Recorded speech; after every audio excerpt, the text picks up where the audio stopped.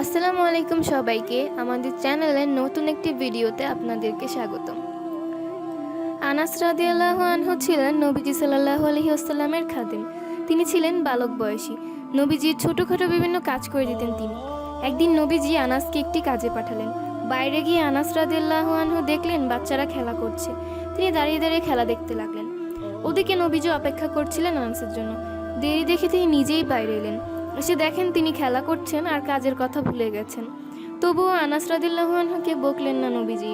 তিনি এসে তার হাত ধরলেন এবং তাকে আবারও কাজে পাঠিয়ে দিলেন। একটু পর কাজ সেরে ফিরে এলেন আনাস রাদিয়াল্লাহু আনহু এবং নবীজিও বাড়ি চলে গেলেন।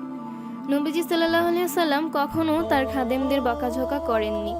আনাস রাদিয়াল্লাহু আনহু বলেন, আমি 10 বছর ধরে নবীজি সাল্লাল্লাহু আলাইহি ওয়াসাল্লামের খেদমত করেছি। তিনি কখনো আমার প্রতি বিরক্ত হননি। উফ শব্দটিও বলেননি। কখনো বকা দিয়ে বলেননি তুমি এটা কেন করলে আর ওটা কেন করলে না। নবীজি সাল্লাল্লাহু আলাইহি ওয়াসাল্লাম বলেছেন, যার মধ্যে 3টি গুণ থাকবে আল্লাহ তার প্রতি দয়া করবেন এবং তাকে জান্নাত দেবেন। সেই 3টি গুণ হলো দুর্বলদের সাথে নরম ব্যবহার করা, পিতামাতার সাথে দয়ালু আচরণ করা, কাজের লোকেদের সাথে ভালো ব্যবহার করা।